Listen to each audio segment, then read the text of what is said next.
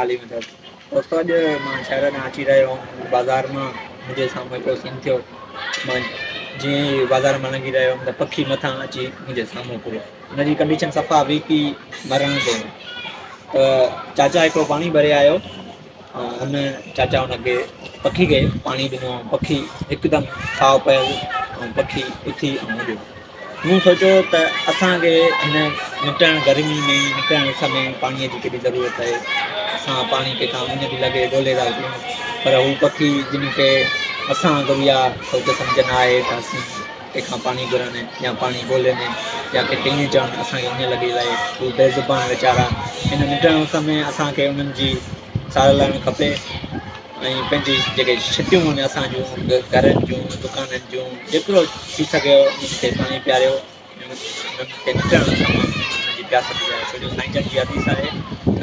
तव्हां साह वारनि ते रहम कंदव ख़ुदा तव्हां ते